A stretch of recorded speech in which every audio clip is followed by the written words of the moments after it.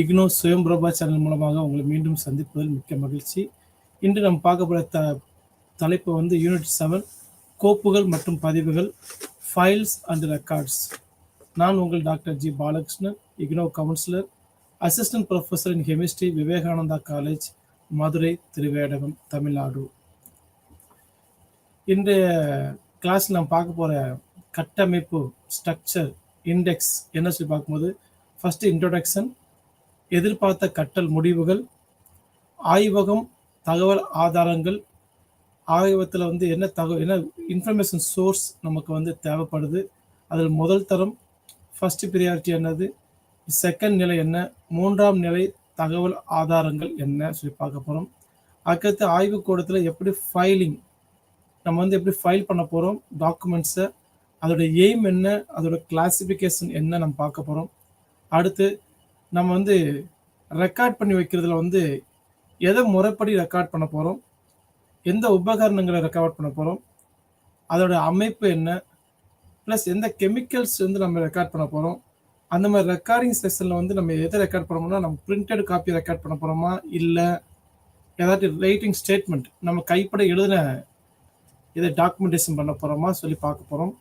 அடுத்து சிறப்பு கோப்புகள் சொல்லக்கூடிய ஸ்பெஷல் ஃபைல்ஸ் தான் என்ன, மிகவும் பாதுகாப்பு கோப்புகள், வெரி இம்பார்ட்டன்ட் ஃபைல்ஸ்னா என்ன, ப்ளஸ் டெக்னீஷியன் கோப்புகள், டெக்னிக்கல் ஃபைல்ஸ்னா என்ன, மொத்தம் 3 பார்க்க போகிறோம். Special files, very important files and technical files. அது எப்படி நம்ம மெயின்டைன் பண்ணுறாங்க பார்க்க போகிறோம். அதுக்கடுத்து உங்களுக்கு வந்து பதிவுகள், பங்கு, அதாவது ஸ்டாக் ரெஜிஸ்ட்ரேஷன் எப்படி பண்ண போகிறோம். ஸ்டாக் ரெஜிஸ்ட்ரேஷன் பொதுவாக எதுக்கு பயன்படுத்துவோம்னா, ஒரு பொருளுக்கு யாருக்காச்சும் வாங்கியிருக்காங்களா, எவ்வளோ வாங்கியிருக்காங்க, எப்போ அதை ரிட்டர்ன் பண்ண போகிறாங்க, இதை பற்றி நம்ம ரிஜிஸ்டர் பண்ணியிருக்கிறது ஸ்டாக் ரெஜிஸ்டர். அப்புறம் வந்து நமக்கு என்னென்ன உபகரணங்கள் நம்ம கைவசம் இருக்குது, அந்த உபகரணங்கள் எண்ணிக்கை எத்தனை வெரைட்டி இருக்குது, அதுக்கு எப்படிலாம் நம்பர் போட்டு பிரித்து வைக்க போகிறோம். ஏன்னா ஒரு இன்ஸ்ட்ருமெண்ட் நம்ம தேவைன்னா என்ன மாடல், அதோட சீரியல் நம்பர் தெரிஞ்சால் மட்டும் தான் வேகமாக எடுத்து வர முடியும். ஸோ நிறையா இருக்கும்போது நமக்கு நிறைய கன்ஃபியூஷன் வரும். ஸோ அதனால் வந்து இந்த மாடல் இந்த நம்பரில் இருக்குது சொல்லி லேபிள் பண்ணி வச்சிட்டிங்கன்னா அந்த இண்டெக்ஸ் நோட்டை பார்த்து வேகமாக அந்த இடத்துல அந்த ரேக்குக்கு போய் நமக்கு தேவையான இன்ஸ்ட்ருமெண்ட்டை நம்ம உடனே கொண்டு வந்து பையங்களுக்கு ஹேண்டில் பண்ணலாம். அடுத்து இதர பதிவுகள் சொல்கிறது some unknown compounds, some unknown information records, அப்புறம் வந்து சம்மரி. வாங்க பார்க்கலாம். இன்ட்ரோடக்ஷன்ஸ். இன்ட்ரோடக்ஷன் சொன்னாவே இந்த ஃபைல்ஸ் அண்ட் ரெக்கார்ட்ஸ் சொல்கிறது வந்து ஒரு தனிப்பட்ட ஆய்வகத்துக்கோ மட்டும் பயன்படாது. பொதுவாக இப்போ இருக்க வந்து பெரிய பெரிய தொழிற்சாலைகள், பெரிய பெரிய தொழில் நிறுவனங்கள், பெரிய பெரிய ரிசர்ச் இன்ஸ்டிடியூட்ஸ், ஆய்வக அமைப்பு, பெரிய பெரிய காலேஜ், ஸ்கூல்ஸ், இப்போ எது எடுத்தாலும் சரி கண்டிப்பாக வந்து அவங்களுக்கு ஒரு முக்கியமான பேசிக் என்னன்னா கம்யூனிகேஷன்ஸ். அவங்களுக்கு தேவையான இன்ஃபர்மேஷன் ஒரு இடத்துல வாங்குவாங்க. அதே அந்த அவங்களுக்கு தேவையான இன்ஃபர்மேஷன் வாங்கிட்டு அதுக்கான ரிப்ளை மெசேஜ், லெட்டர்ஸ் அனுப்புவாங்க. மெயில் காப்பியாக இருந்தாலும் சரி, ரிட்டர்ன் ஸ்டேட்மெண்ட்டாக இருந்தாலும் சரி, எல்லாத்தையும் நம்ம டாக்குமெண்ட் பண்ணி வச்சா மட்டும் தான் அடுத்து வரக்கூடிய ப்ராப்ளம்ஸ், ஏதாவது ப்ராப்ளம் வந்துச்சுனால் அதை ரெஃபர் பண்ணி நம்ம என்ன செய்யலாம், ப்ராப்ளத்தை போக்க முடியும். ஸோ கம்யூனிகேஷன் பிட்வீன் தி தனித்தனி பர்சன், இண்டிவிஜுவல் பர்சனாக இருக்கலாம், இல்லை ஒரு துறைக்கும் இன்னொரு துறைக்கும் இருக்கலாம், இல்லை ஒரு நிறுவனத்துக்கும் இன்னொரு நிறுவனத்துக்கு இருக்கலாம். ஸோ கம்யூனிகேஷன் ரொம்ப ஸ்ட்ராங்காக இருந்தால் அந்த நிறுவனமானாலும் சரி, அந்த ஆய்வுக்கூடமானாலும் சரி மிக சிறப்பாக செயல்படுது அர்த்தம். இந்த கம்யூனிகேஷனில் வந்து கேப் ஆயிடுச்சு, ஏதோ மிஸ் அண்டர்ஸ்டாண்டிங், மிஸ்டேக் ஆயிடுச்சுன்னா அதன் நம்பகத்தன்மை, நம்ம எதிர்பார்த்த முடிவுகள் காலதாமதம் ஆகப்படும். சரி, அப்படி கம்யூனிகேஷன் பண்ணும்போது நமக்கு என்னென்ன இன்ஸ்ட்ருமெண்ட், என்னென்ன இது பொருள் பயன்படுத்த, கணினி இப்போ அதிகமாக பயன்படுத்துறது கணினி. மெயில் காப்பி, ஃபேஸ்புக்கு, ப்ளஸ் வந்து வாட்ஸ்அப், இது எல்லாம் நம்ம கணினியை பயன்படுத்தி ரொம்ப பயன்படுத்துகிறாங்க. அதோட தொடர்புகள் வேகமும் அதிகரிக்குது, நமக்கு வேலைகளையும் வேகமாக முடியுது. ஸோ ஈஸிலி அசஸ் ஆகிறதுனால வந்து நம்ம ஈஸியாக எடிட்டும் பண்ண முடியும், கரெக்ஷன் பண்ண முடியும், டாக்குமெண்டேஷன் நிறையா ஃபைல்ஸ் வித்தின் டிஸ்க்லேயோ பென்ட்ரைவ்லையோ பண்ண முடியும். ஸோ அதனால் கணினி பயன்படுறது ரொம்ப பயனுள்ளதாக இருக்கும். இதெல்லாம் தாண்டி ஆய்வகத்தில் இதை எப்படி பயன்படுத்த போகிறோம்னு சொல்கிறத இப்போ நம்ம பார்க்க போகிறோம். அந்த அடிப்படையில் பார்த்தோம்னா ஆய்வகத்தில் வந்து நிறையா ஃபைல்ஸ் கம்யூனிகேஷன்ஸ் வரும். உங்களுக்கே தெரியும், ஒரு பொருள் ஆர்டர் பண்ணுறதுக்கு கொட்டேஷன் வாங்கணும். கொட்டேஷன் வாங்கின வந்து 4-5 கம்பெனி தரேன்னா ஒரே கெமிக்கல்ஸ், ஒரே இன்ஸ்ட்ருமெண்ட், ஒரே அப்பரேட்டஸ் 4-5 கம்பெனி தரும்போது எந்த கம்பெனி வந்து சீப்பாக கொட்டேஷன் கொடுத்துருக்காங்க பார்ப்போம். மித்த எல்லாமே அடிஷனல் டாக்குமெண்ட்டாக வச்சுக்கிட்டு இதை மெயினாக நம்ம டாக்குமெண்ட் வச்சுக்கிட்டு இந்த டாக்குமெண்ட் படி தான் நம்ம ஆர்டரே பண்ண போகிறோம். அப்படி பண்ணும்போது இந்தந்த கெமிக்கல்ஸ் இவ்வளோ வேணும், குவான்டிட்டி வேணும்னு சொல்லி நம்ம ஆர்டர் கொடுப்போம். ஆர்டர் பிளேஸ் பண்ணுறதுக்கு அங்கேருந்து ஒரு ஆர்டர் கம்பெனிலேருந்து என்ன செய்வாங்கன்னா கெமிக்கல் டெலிவரி பண்ணுற டீட்டெயில்ஸ் இது கோட் பண்ண எல்லாமே வந்து கெமிக்கலோட ப்ளஸ் பில்லோட தருவாங்க. இதெல்லாம் சிஸ்டமேட்டிக்காக நிறையா ஃபைல்ஸ் நமக்கு கைக்கு வந்து சேரும். ஸோ நம்ம ஒன்று எதிர்பார்த்தோம்னா 10 லிஸ்ட் நம்ம கைக்கு வந்து சேரும். இதெல்லாம் சிஸ்டமேட்டிக்காக அரேஞ்ச் பண்ணால் டாக்குமெண்டேஷன் பண்ணி வச்சு தான் நம்ம தேவைப்படும் நேரத்தில் தேவைப்படுற டயத்தில் நம்ம என்ன செய்யும் அந்த இடத்துல எடுக்க முடியும். நம்ம ரெஃபரன்ஸுக்கு ஈஸியாக அசஸ் பண்ண முடியும். இதில் மிக மிக முக்கியமானது என்னன்னா எப்படி கம்யூனிகேஷன் பண்ண போகிறோம், அந்த கம்யூனிகேஷன் டீட்டெயில்ஸை எப்படி நம்ம அரேஞ்ச் பண்ண போகிறோம், எப்படி ரெக்கார்ட் பண்ண போகிறோம், அதை எப்படி கையாள போகிறோம், இது ரொம்ப ரொம்ப முக்கியமானது. இந்த வகையில் பார்த்தோன்னா இது வந்து ஆய்வக லெபரட்டரி ஸ்டாஃபுக்கு மட்டும் கிடையாது, எல்லா ஸ்டாஃபுக்குமே இது பொருந்தும். இன்கேஸ் லெபரட்டரி ஸ்டாஃபே அன்னைக்கு லீவ் இல்லை 1 மாதம் லீவ்னா அந்த டாக்குமெண்டேஷன் வச்சுருந்தோன்னா அடிஷ்னல் அது பக்கத்துக்கு அதுக்கு அடுத்து இருக்க ஊழியர் லெபரட்டரி ஸ்டாஃப் செகண்டில் இருக்கவங்க ஈஸியாக அசஸ் பண்ணுற மாதிரி டாக்குமெண்டேஷன் பெர்ஃபெக்டாக இருக்கணும். அப்புறம் அதை யாருனாலும் எப்போ வேணாலும் அசஸ் பண்ண முடியும், ஆடிட் பண்ண முடியும். அடுத்து ஆய்வகத்தில் சரியான செயல்பாட்டுக்கு சரியான திறமையான தாக்கல் மிக முக்கியமானது. நம்ம தேவையான டயத்தில் தேவையான டாக்குமெண்ட், தேவையான இன்ஸ்ட்ருமெண்ட், தேவையான எக்யூப்மெண்ட், கெமிக்கல்ஸ் நம்மகிட்ட ஸ்டாக் இருக்குது எல்லாமே வெரிஃபை பண்ணணும்னா நம்ம பெர்ஃபெக்டான files maintenance and record maintenance கண்டிப்பாக தேவை. இந்த யூனிட்ல தான் அதை பார்க்க போகிறீங்க. எப்படின்னா எப்படி ஃபைல் பண்ண போகிறோம், எப்படி அதை ரெக்கார்ட் பண்ண போகிறோம், அது ஈஸியாக நம்ம பயன்படுறதுக்கு என்னென்ன டெக்னிக்ஸ்ல வந்து பயன்படுத்தலாம்னு சொல்லி நான் பார்க்கணும். அடுத்து இந்த பதிவு சரியான வேலை செய்யும் போது மற்றும் குறிப்பான வழக்கில் எளிதாக அவசர நிலையில் பயன்படுத்தப்படுகிறது. நமக்கு ஒரு ஃபைல் தேவைப்படுச்சுன்னா அந்த ஃபைலை வந்து ஈஸியாக போய் நம்ம கொடுக்க டேட்டா படி அந்த ஃபைலை ஈஸியாக போய் கண்டுபிடிக்கணும். எவ்வளோ வேகமாக கண்டுபிடிக்க முடியுமோ கண்டுபிடிக்கணும். அதே டயத்தில் அந்த ஃபைல் அவசர நிலை தேவைப்பட்டால் ஈஸியாக அசஸ் பண்ணணும். அதுக்குடைய டாக்குமெண்ட்ஸ் எல்லாமே நம்ம லிஸ்ட் அவுட் பண்ணி லேபிள் பண்ணி வச்சுருக்கணும். அடுத்து அந்த டாக்குமெண்டேஷன் எதை பொறுத்துக்குன்னா கருவிகள், ரசாயன பொருட்கள், கண்ணாடி பொருட்கள், இப்படி நிறைய லிஸ்ட் இருக்குது. அந்தந்த லிஸ்ட்டு படி நம்ம ஈஸியாக என்ன செய்யலாம், அதெல்லாம் பண்ணி வைக்கலாம். அடுத்து இந்த பதிவுகள், கோப்புகள், பதிவுகள் வைக்கும் புத்தகம், கண்காணிப்பு கோப்புகள், இது எல்லாமே ஒரு ரேக்கில் வைக்கலாம். எப்படி சிஸ்டமேட்டிக் அரேஞ்ச் பண்ணோன்னா அல்ஃபபெட்டிக் ஆர்டரில் நம்ம தாராளமாக அரேஞ்ச் பண்ணலாம். ஏ, பி, ஏனா ஏல இருக்க எல்லாத்தையும் அரேஞ்ச் பண்ணலாம், பினா பியில் இருக்க நேம்ஸ் லிஸ்ட்டில் அரேஞ்ச் பண்ணலாம், இல்லை ஏனா அல்ஃபபெட்டிக் அரேஞ்ச் பண்ணலாம், இல்லாட்டி நம்பரிங் மெத்தடில் அரேஞ்ச் பண்ணலாம். A1, A2, A3 சொல்லும்போது டாக்குமெண்டேஷன் ஃபைல் நிறையா பண்ணலாம். ப்ளஸ் நம்ம வந்து ஈஸியாக வந்து ஃபஸ்ட்டு ஏனா என்ன இருக்கும் லிஸ்ட் அவுட் பண்ணுவோம். ஏல சப்டிவிஷன் A1, A2, A3 போகும்போது ஃபைல்ஸோட சப்டிவிஷன் அதிகமாக நம்ம ப்ரீசியஸாக ஒரு குறிப்பிட்ட டயத்தில் இந்த ஃபைலை நம்ம ஈஸியாக அனுப்பிச்சிடலாம். இத்தனை வருஷம் இந்த நம்பரில் ஃபைல் இருக்குது, அந்த ஃபைல் நம்ம எடுத்துட்டோம்னா அந்த வருஷத்துக்குரிய எல்லா டீட்டெயில்ஸுமே இருக்கும், இல்லாட்டி அந்த மாதத்துக்குரிய எல்லா டீட்டெயில்ஸ் இருக்கும், இல்லை அந்த நாளுக்குரிய எல்லா டீட்டெயில்ஸ் இருக்கும், இல்லை அந்த எக்யூப்மெண்ட்ஸ்க்குரிய எல்லா டீட்டெயில்ஸ் இருக்கும். இதெல்லாம் நம்ம இந்த யூனிட்ல சிறப்பாக பார்க்கலாம். அடுத்து எதிர்பார்த்த கற்றல் முடிவுகள். இந்த அழகை இந்த யூனிட்டை படித்து முடித்த பிறகு உங்களுக்கு மனசில் என்ன கொஸ்டின் எழுமோ அதுக்கான முடிவுகளை உங்களுக்கு தெரிஞ்சுக்கலாம். எப்படி பார்க்கணும்னா தாக்கல் மற்றும் தாக்கல் அமைப்புகள் முக்கியத்துவத்தை பாடு. தாக்கல் என்னது, நம்ம என்ன இன்ஸ்ட்ருமெண்ட் கொட்டேஷன் வாங்க போகிறோமோ அதோடைய டீட்டெயில்ஸ் எல்லாம் எப்படி அரேஞ்ச் பண்ணணும் தெரியும். நான் தான் உங்களுக்கு சொன்னேன் இல்லையா, ஒரு இன்ஸ்ட்ருமெண்ட் வாங்கணும்னா இன்ஸ்ட்ருமெண்ட் கொட்டேஷன் கேட்கணும், அது ஒரு ஃபைல். அப்போ ஆர்டர் பண்ணணும், அதுக்கு ஒரு ஃபைல். அதுக்கு ஒரு எவ்வளோ அமௌண்ட் சொல்லி நம்ம டிஸ்பேஸ் பண்ணணும். வவுச்சர்ஸ் எப்படி டெலிவரி பண்ணுறாங்க, அந்த டெலிவரி பண்ணுற டேட்டு ப்ளஸ் அது கவுண்டர் சைன். இந்த லாஸ்ட்டாக வந்து மேனுவல், அந்த இன்ஸ்ட்ருமெண்ட் எப்படி ஆப்ரேட் பண்ண போகிற மேனுவல். இது எல்லாமே ஒரே செக்மெண்ட் ஒரே ஆர்டரில் எடுக்க வச்சிட்டோம்னா நம்ம எங்கேயுமே தேவையில்லை. அந்த ஃபைல் நம்பர்ஸ் எல்லாமே இண்டெக்ஸில் குறித்து வச்சிட்டோம்னா டக்குன்னு அதை பார்த்து நம்ம என்ன செய்யலாம், ஈஸியாக பிக்கப் பண்ணிக்கலாம்.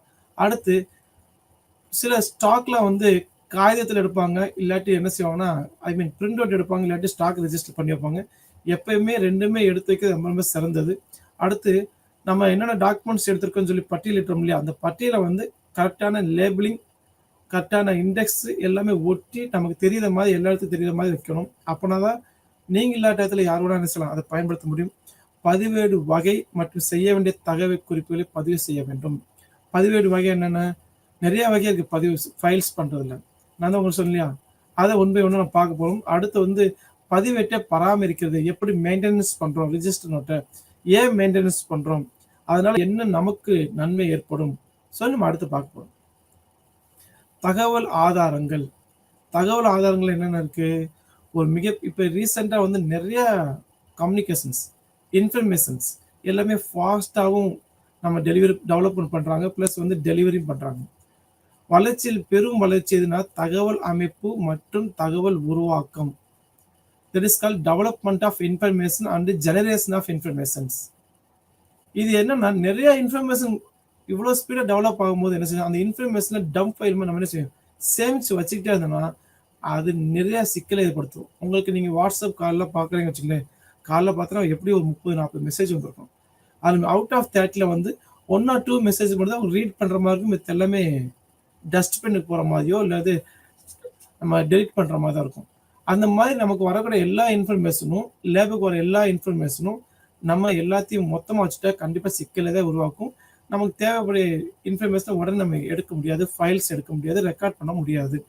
அது சிக்கலை தீர்க்கிறதுக்காண்டி ஒரு சில வழிமுறைகள் இருக்கு.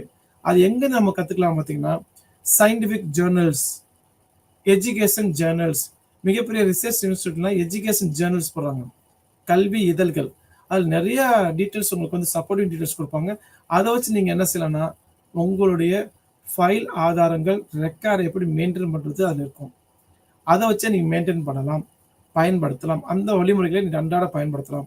அடுத்து குறிப்பிட்ட பாடங்களின் தகவல்கள், அதாவது பர்டிகுலர் சப்ஜெக்டோட இன்ஃபர்மேஷன். ஃபார் எக்ஸாம்பிள் நீங்கள் வந்து கெமிக்கல் வாங்கிறீங்கன்னு வச்சுங்களேன், அந்த கெமிக்கல் கம்பெனி தயாரிக்கிற கம்பெனி ஒரு மேனுவல் தந்திருக்காங்க, ஐ மீன் கேட்லாக் தருவாங்க. அந்த கேட்லாக்ல என்ன இருக்குன்னா, இந்த கெமிக்கல்ஸை எப்படி கையாளணும், எப்படி ஸ்டோரேஜ் பண்ணணும், எத்தனை வருஷம் இது வந்து ஐ மீன் எக்ஸ்பைரி டேட் இல்லாமல் இருக்குன்னு சொல்லி எக்ஸ்பைரி டேட்டில் எல்லாமே மென்ஷன் பண்ணியிருப்பாங்க. இதை நம்ம வந்து கண்டிப்பாக வச்சுக்கணும். முதல் சொன்னது எஜுகேஷன் ரிசர்ச் ஜேர்னல் எடுத்துக்கணும், அடுத்து சயின்டிஃபிக் கேட்லாக் எடுத்துக்கணும், அடுத்து நம்ம அன்றாட பயன்படுத்துகிற பாட புத்தகத்தையும் என்ன விஷயம் நம்ம டாக்குமெண்டேஷனை கண்டிப்பாக வைக்கணும். ஆதாரங்கள் ஒவ்வொரு லெபரட்டரி ஸ்டாஃபும் கண்டிப்பாக இந்த 3 விஷயத்தை வச்சுக்கிட்டா தான் அதுலேருந்து படித்து தெரிஞ்சுட்டு தான் நம்ம அன்றாட லேபுக்கு தேவையான ஃபைல், டாக்குமெண்டேஷன், ரெக்கார்ட்ஸ் எல்லாமே மெயின்டைன் பண்ண முடியும். ஸோ முதல் நிலை என்ன சொன்னோம், இந்த ரிசர்ச் எஜுகேஷன் ஜேர்னல்ஸ், ஆராய்ச்சி மூலமாக கல்வி இதழ்களை நம்ம தெரிஞ்சு வச்சுக்கிறோம். அது அன்றாட இன்டர்நெட்ல நிறைய கிடைக்குது. அதை தவிர்த்து நம்ம ஈஸியாக நமக்கு கிடைக்கக்கூடியது என்னன்னா 2ஆம் நிலை அன்று 3ஆம் நிலை தகவல் ஆதாரங்கள். இந்த 2ஆம் நிலை ஆதாரங்கள் என்ன, சோர்ஸ் இன்ஃபர்மேஷன் என்ன, 2வது சொல்றது வந்து அந்த பர்டிகுலர் இன்ஸ்ட்ருமெண்ட்டுக்குரியதோ இல்லை பர்டிகுலர் கெமிக்கலுக்குரிய கம்பெனியோ என்ன கேட்லாக் தருவாங்களோ அந்த கேட்லாக்ல நம்ம பார்த்தோம்னா அந்த கெமிக்கல்ஸ்க்குரிய பயன்பாடு என்ன, எப்படி கையாள வேண்டும், எப்படி வந்து ஸ்டாக் பண்ணணும், இந்த 3 விஷயத்தை தெளிவாக போட்டிருப்பாங்க. அதை நீ படிச்சுட்டு பயன்படுத்தலாம். அதோட எக்ஸாம்பிள்ஸ் பார்த்தீங்கன்னா 3ஆம் நிலை பார்க்கணும் நம்ம பாட புத்தகத்தில் இருக்குதான், நம்ம மேனுவல் அன்றாட practical chemistry, practical physics, practical biology, micro biology, அந்த ப்ராக்டிக்கல் புக்கில் பார்த்தீங்கன்னா எந்தெந்த இன்ஸ்ட்ருமெண்ட் எப்படி பயன்படுத்தணும், கெமிக்கல் எப்படி பயன்படுத்தணும் தெளிவாக சொல்லியிருப்பாங்க. அதை நீ மேக்ஸிமம் தெரிஞ்சு வச்சுட்டே போதுமானது. ப்ளஸ் அதெல்லாம் எப்படி வகைப்படுத்தணும், பாதுகாப்பாக நம்ம எடுக்கிற மாதிரி வைக்கணும்னு சொல்லி பார்க்கும்போது அது நம்ம ஜென்ரல் லைப்ரரியில் பார்த்துருப்பீங்க, உங்கள் இன்ஸ்டியூட்லேயும் உங்கள் காலேஜ்லேயும் உங்கள் ஸ்கூல்லேயும் பார்த்துருப்பீங்க. அந்த லைப்ரரியில் வந்து எந்த புத்தகம் கேட்டாலும் உடனே என்ன செய்வாங்கன்னா அந்த லேக்கில் போய் எடுத்துருவாங்க. ஃபார் எக்ஸாம்பிள் இதிகாசங்கள் கேட்டால் எடுத்துருவாங்க, இலக்கணங்கள் கேட்டால் உடனே எடுத்துருவாங்க, ஸ்டோரிஸ், அன்றாட மாத இதழ்கள், scientific journal, scientific books, scientific புக்ஸ்லேயே நிறைய சப்டிவிஷன் இருக்கும். ஃபார் எக்ஸாம்பிள் இது அறிவியல் புத்தக அறை ரேக் சொல்லி போடுவாங்கன்னா அறிவியல் புத்தகங்களே 10 ரேக் வச்சுருப்பாங்க. ஒரு ரேக்கில் வந்து பிசிக்ஸ் வச்சுருப்பாங்க, கெமிஸ்ட்ரி, பயாலஜி, ஜுவாலஜி, இப்படி நிறைய சப்டிவிஷன் வச்சுருப்பாங்க. நம்ம சொல்கிறது சயின்ஸ் ஒரு ரேக்கில் வந்து எப்படி சப்டிவிஷன் வைக்கிறோமோ அதே மாதிரி நம்ம வரக்கூடிய கெமிக்கல்ஸ், இன்ஸ்ட்ருமெண்ட்ஸ் எல்லாமே மெயின் ஃபைல் இருக்கணும். அந்த மெயின் ஃபைலில் சப்டிவிஷன் நிறைய வச்சுட்டோம்னா நமக்கு தேவையான இன்ஃபர்மேஷனை உடனே அதில் வந்து கலெக்ட் பண்ணுற மாதிரி நம்ம எடுத்துக்கலாம். அடுத்து தகவல் கண்டறிவதில் உங்கள் சிக்கலை சமாளிக்க முயற்சிக்கவும். எப்படி சமாளிக்கலாம், நூலகத்தில் எப்படி அரேஞ்ச் பண்ணியிருக்காங்களோ அதே மாதிரி டாக்குமெண்டேஷன் சென்டரையும் ஃபைலையும் மெயின்டைன் பண்ணால் போதும், நம்ம ஈஸியாக அசஸ் பண்ணலாம். இது ஒரு எக்ஸாம்பிள்ஸ் தான். அதே மாதிரி இல்லாட்டி அல்ஃபபெட்டிக் ஆர்டரில் நீ அரேஞ்ச் பண்ணலாம், இல்லை எண்ணின் அடிப்படை 1 2 3 ஒன்றுனா என்ன சொல்லி நம்ம இண்டெக்ஸ் ஒவ்வொரு நோட்டுக்கு முன்னாடி எழுதி வச்சிட்டோம்னா அந்த பக்கத்தை பார்த்து நீ என்ன செய்யலாம், எடுத்துக்கலாம். நீங்களே பார்த்தீங்கன்னா அழகாக வந்து ஒரு பலசரக்கு மளிகை கடையில் பார்த்தோன்னா யார் யார் வரவு செலவு வச்சுருப்பாங்க சொல்லி நோட்டுக்கு முதல் எழுதியிருப்பாங்க. அவங்க வரவு செலவு எந்த பேஜில் நடத்துகிறாங்கன்னா அந்த பேஸ் நம்பர் பார்த்து அந்த பேஸ் நம்பர் ஃபுல்லாக பார்த்தீங்கன்னா அவங்களோட வரவு செலவு அழகாக எழுதி வச்சுப்பாங்க. ஏன்னா ஷார்ட்டான டயத்தில் வந்து வேகமாக இன்ஃபர்மேஷனை நம்ம வந்து கேதர் பண்ணுறதுக்காண்டி, இமீடியட்டாக ரெஸ்பான்ஸ் பண்ணுறதுக்காண்டி, சொல்யூஷனை ஏற்படுத்துறதுக்காண்டி. இதெல்லாம் அல்ஃபபெட்டிக் ஆர்டரில் பண்ணலாம், இல்லை நம்பரிங் கொடுத்து பண்ணலாம், இல்லை ரெண்டுமே சேர்ந்து A1 A2 இப்படி போட்டு கூட பண்ணலாம். இது நமக்கோட கன்வீனியன்ட் தான். அதை நீ பயன்படுறதை பொறுத்து இருக்கு. எடுத்துக்காட்டாக பார்த்தீங்கன்னா 51, 52, 53 போட்டிருக்காங்க. 54ல் கீழே 541, 541ல் 1, 542, 2 இப்படி என்ன செய்யலாம் சப்டிவிஷன். ஸோ 54, 541, 541.2, 1, 2, 3 இப்படி வரிசையாக போகுதுன்னா அந்த டிவிஷன்லேயே ஒரு இன்ஸ்ட்ருமெண்ட், ஒரு நுண்ணோக்கியா இருக்கு வச்சுங்களேன், மைக்ரோஸ்கோப் இருக்கு. அந்த மைக்ரோஸ்கோப்ல நிறைய வெரைட்டிஸ் இருக்குன்னா மைக்ரோஸ்கோப்ல ஒரு செல்ஃப்ல வந்து செல்ஃப் பேர் 54. அந்த செல்ஃப்ல இந்த வெரைட்டி ஆஃப் மைக்ரோஸ்கோப்ல 551 ஒன்று கொடுத்தீங்கன்னா அந்த 551ல என்னென்ன கம்பெனி இருக்கு, என்னென்ன மாடல்ஸ் இருக்கு சொல்லி அதிலே சப்டிவிஷன் பண்ணோம்னா அந்த நம்பரிங் நம்ம நோட் பண்ண வச்சா போதும். என்ன மைக்ரோஸ்கோப் இருக்கு, அதோட ஃபியூச்சர்ஸ் என்ன, அதை பயன்படுத்தலாமா இல்லையா சொல்லி நம்ம ஸ்டாக் ரெஜிஸ்டர் என்ட்ரி பண்ணிட்டோம்னா நம்ம உடனே அதுக்கு மைக்ரோஸ்கோப்பை உடனே அந்த செல்ஃப்ல போய் எடுக்க முடியும். இதுதான் நம்பரிங் சிஸ்டம். ஆய்வகத்தில் தகவல் ஆதாரங்கள், source of information in laboratory. நாங்கள் சொன்னல உங்க லெபோரட்டரிக்கு தேவையான ஆய்வக குறிப்புகள், ஃபைல் எப்படி மெயின்டைன் பண்றது, ஸ்டாக் எப்படி எழுதுறது, ரெஜிஸ்டர் எப்படி மெயின் பண்றது, எல்லாமே நிறைய ரிசர்ச் பப்ளிகேஷன்ஸ் நிறைய பண்றாங்க. நிறைய இன்ஸ்டியூட்டும் கொடுக்குறாங்க. ஃபார் எக்ஸாம்பிள் பாட்டனி வச்சுக்கங்களேன், தாவர நுட்பங்களில் அத்தியாவசியம், தாவர நுட்பங்கள் அத்தியாவசியம் சொல்லி தலைப்புல அறிவியல் வெளியீடு யார் பண்றாங்க, ஜெய்ப்பூர்ல இருக்க இந்தியாவில் இருக்க ஜெய்ப்பூர்ல இருக்க இன்ஸ்டியூட் பண்றாங்க. அதை நம்ம வந்து வாங்கி வச்சுட்டோம்னா தாவரங்களை பத்தி எல்லா டீட்டெயில்ஸுமே நமக்கு கிடைக்கும். அந்த மாதிரி தான் ஒவ்வொரு லெபோரட்டரிக்கு தேவையான இன்ஃபர்மேஷன்ஸ் அந்தந்த பெரிய பெரிய research institute, education institute publish பண்றாங்க. அதை நம்ம வச்சுக்கலாம். ஃபார் எக்ஸாம்பிள் என்னென்ன அடிப்படையில் வச்சுக்கலாம்னா, குறிப்பு புத்தகங்கள் சொல்லக்கூடிய ரெஃபரன்ஸ் புக்காக வச்சுக்கணும். நம்ம புக்கு ரெஃபரன்ஸ் புக் வேணும். அந்த ப்ராக்டிக்கலுக்குரிய இந்த வருஷத்துக்குரிய ப்ராக்டிக்கல் புக்கோட ரெஃபரன்ஸ் புக் நமக்கு வேணும். அடுத்து கேட்லாக், நான் சொன்ன கெமிக்கல் எந்த யார் சப்ளை பண்ணாங்களோ அந்த சப்ளையோட கேட்லாக் வேணும். அடுத்து கார்டு இண்டெக்ஸ், ஒவ்வொரு கம்பெனியோட இன்ஃபர்மேஷன், அதாவது ஒரு கம்பெனி ஆர்டர் கொடுக்கலாம், அந்த கம்பெனியோட கார்டு நம்மகிட்ட இருக்கணும். அப்போதான் அவசரத்துக்கான இல்லை இன்ஸ்ட்ருமெண்ட்டுக்குரிய கார்டு கொடுத்தீங்கன்னா அந்த அவசரத்துக்கான அழைப்புகள், அது சரி செய்வதற்கான எல்லா டீட்டெயில்ஸும் அந்த கார்ட்லேயே இருக்கும். அடுத்து கணினி தரவுத்தளங்கள், கம்ப்யூட்டர் டேட்டா பேஸை வச்சுக்கணும். அதை டாக்குமெண்டேஷன் பண்ணி வச்சுட்டா நமக்கு ஈஸி. அடுத்து தனிப்பட்ட அனுபவம், பர்சனல் எக்ஸ்பீரியன்ஸ், இந்த 4மே reference book, catalogue, card index, computer database and personal experience, இது எல்லாமே source of information of laboratory. உங்களுக்கு தேவையான பொருள் துல்லியமாக கண்டுபிடிக்கணும், வேகமாக கண்டுபிடிக்கணும், இல்லை ஒரு இன்ஸ்ட்ருமெண்ட் சரி செய்யணும், அந்த நிபுணரோட அந்த எக்ஸ்பர்ட்டோட கான்டாக்ட் பண்ணணும்னா இந்த டாக்குமெண்டேஷன் ரொம்ப முக்கியம்.